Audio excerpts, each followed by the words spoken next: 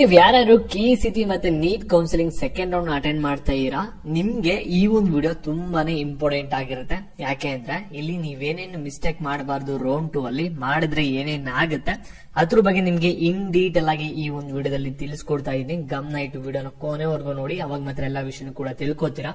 ಅದಕ್ಕಿಂತ ಮುಂಚೆ ಯಾರು ಚಾನಲ್ ಸಬ್ಸ್ಕ್ರೈಬ್ ಮಾಡ್ಕೊಂಡ್ರಲ್ಲ ಪ್ರತಿಯೊಬ್ರು ಕೂಡ ಸಬ್ಸ್ಕ್ರೈಬ್ ಮಾಡ್ಕೊಳ್ಳಿ. ಹಾಗೆ ಪ್ರತಿಯೊಬ್ರು ಕೂಡ ವಿಡಿಯೋಗೊಂದು ಲೈಕ್ ಕೊಟ್ಬಿಟ್ಟಾನೆ. ವಿಡಿಯೋಗೆ ಸ್ಟಾರ್ಟ್ ಮಾಡಿ.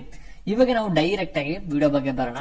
ಇಲ್ಲಿ ನೀವು ಎಷ್ಟೊಂದು ಜನ ಚಾಯ್ಸ್ 2 ಕೊಟ್ಟಿರ್ತೀರಾ ಮತ್ತೆ ಚಾಯ್ಸ್ 3 ಕೊಟ್ಟಿರ್ತೀರಾ. ಇವಾಗ ಚಾಯ್ಸ್ 2 ಕೊಟ್ಟವ್ರಿಗೆ ಏನ್ ಕಾಮನ್ ಆಗಿ ಒಂದು ಡೌಟ್ ಇರುತ್ತೆ ಅಂದ್ರೆ, ನನ್ಗೆ ಇವಾಗ ಅಪ್ಗ್ರೇಡ್ ಆಗುತ್ತಾ, ಕಟ್ ಆಫ್ ಯಾವ ರೀತಿ ವೇರಿಯೇಷನ್ ಆಗುತ್ತೆ ಅಂತ ಡೌಟ್ ಇರುತ್ತೆ.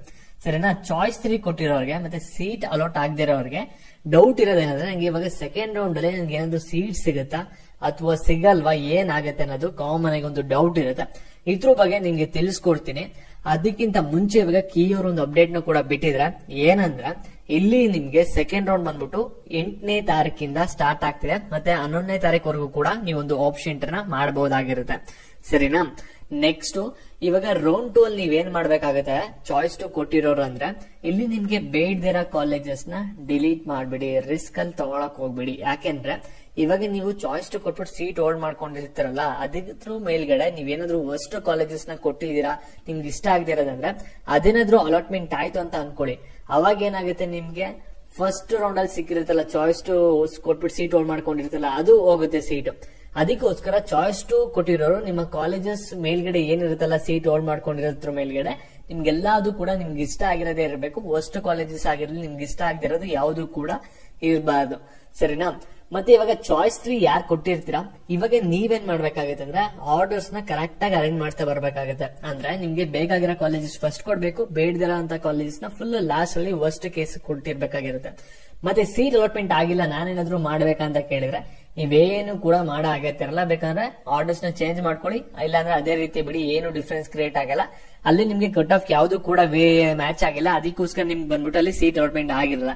ಸರಿನಾ? ಸೀಟ್ ಅಲಾಟ್ಮೆಂಟ್ ಆಗದಿರೋ ಜಾಸ್ತಿ ತಲೆ ಕೆಡ್ಸ್ಕೊಳಕ್ ಹೋಗ್ಬೇಡಿ. ಇಲ್ಲಿ ಯಾರು ನೀಟ್ ಕೋರ್ಸಸ್ ನ ಅಟೆಂಡ್ ಮಾಡ್ತಾ ಇರೋ MBBS, ಡೆಂಟಲ್, ಆಯುಷ್, ನಿಮ್ಗೆ ಸೆಕೆಂಡ್ ರೌಂಡ್ ಅಲ್ಲಿ ಸೀಟ್ ಅಲಾಟ್ಮೆಂಟ್ ಆದ್ಮೇಲೆ ಅದನ್ನ ಕ್ಯಾನ್ಸಲ್ ಮಾಡ್ಕೊಳಕ್ಕೆ ಯಾವುದೇ ತರದ ಆಪ್ಷನ್ ಇರೋದಿಲ್ಲ. MBBS, ಡೆಂಟಲ್, ಆಯುಷ್ ಮೂರ್ತಲ್ಲಿ ಒಂದು ಕೋರ್ಸ್ ಸಿಕ್ಕಿದ್ರೆ ಸೆಕೆಂಡ್ ರೌಂಡ್ ಅಲ್ಲಿ ಅದಕ್ಕೆ ನೀವು ಅಡ್ಮಿಷನ್ ಆಗ್ಲೇಬೇಕಾಗುತ್ತೆ.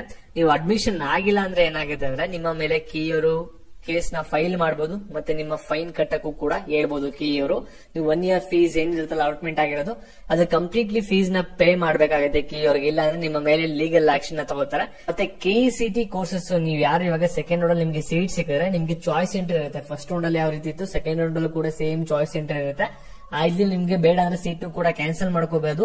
ಆದ್ರೆ ಇವಾಗ ನೀವು ಸೀಟ್ ಹೋಲ್ಡ್ ಮಾಡ್ಕೊಂಡ್ರೆ ಏನಾಗುತ್ತೆ ಅಂದ್ರೆ ನೀವು ಫೀಸ್ ಕಟ್ಬಿಟ್ಟು ಇವಾಗ ಸೀಟ್ ನ ಹೋಲ್ಡ್ ಮಾಡ್ಕೋಬೇಕಾಗುತ್ತೆ. ಸೆಕೆಂಡ್ ರೌಂಡ್ ಅಲ್ಲಿ ಚಾಯ್ಸ್ 2 ಕೊಡ್ತಿರಲ್ಲ, CET ಕೋರ್ಸಸ್ ಅಲಾಟ್ಮೆಂಟ್ ಆದ್ಮೇಲೆ ಅವರು ಫೀಸ್ ಕಟ್ಬಿಟ್ಟು ನೀವು ಸೀಟ್ ನ ಹೋಲ್ಡ್ ಮಾಡ್ಕೋಬೇಕಾಗುತ್ತೆ. ಮತ್ತೆ ನೆಕ್ಸ್ಟ್ ರೌಂಡ್ ಹೋಗ್ತೀರಾ ನೀವು ಸೆಕೆಂಡ್ ಎಕ್ಸ್ಟೆಂಡೆಡ್ ರೌಂಡ್ ಗೆ, ನೀವೇನ್ ಮಾಡ್ಬೇಕಾಗುತ್ತೆ ಅಂದ್ರೆ ನೆಕ್ಸ್ಟ್ ಸೆಕೆಂಡ್ ಎಕ್ಸ್ಟೆಂಡ್ ರೌಂಡ್ ಅಲ್ಲಿ ನಿಮ್ಗೆ ಸೀಟ್ ಅಲಾಟ್ಮೆಂಟ್ ಆದ್ಮೇಲೆ ನೀವು ಸೀಟ್ ನ ಕ್ಯಾನ್ಸಲ್ ಮಾಡ್ಕೊಳಕ್ ಆಗಲ್ಲ. ನೆಕ್ಸ್ಟ್ ರೌಂಡ್ ಅಲ್ಲಿ ಅಂದ್ರೆ ಸೆಕೆಂಡ್ ಎಕ್ಸ್ಟೆಂಡ್ ರೌಂಡ್ ಅಲ್ಲಿ ಅವಾಗ ಆ ಒಂದು ಕಾಲೇಜ್ ಹೋಗಿ ನೀವು ಅಡ್ಮಿಷನ್ ಆಗ್ಲೇಬೇಕಾಗುತ್ತೆ. ಸೀಟ್ ಕ್ಯಾನ್ಸಲೇಷನ್ ಗೆ ಆಪ್ಷನ್ ಇರೋದಿಲ್ಲ. KCET ಮತ್ತೆ NEET counselling second round counselling complete schedule ಬಂದಿದೆ. ಮತ್ತೆ ಇದೇ ರೀತಿ ಅಪ್ಡೇಟ್ಸ್ ಬೇಕಂದ್ರೆ ಚಾನಲ್ ಸಬ್ಸ್ಕ್ರೈಬ್ ಮಾಡ್ಕೊಳ್ಳಿ. ಹಾಗೆ ವಿಡಿಯೋಗೊಂದು ಲೈಕ್ ಕೊಟ್ಬಿಟ್ಟು ಎಲ್ಲರಿಗೂ ಕೂಡ ಶೇರ್ ಮಾಡಿ. Thank you.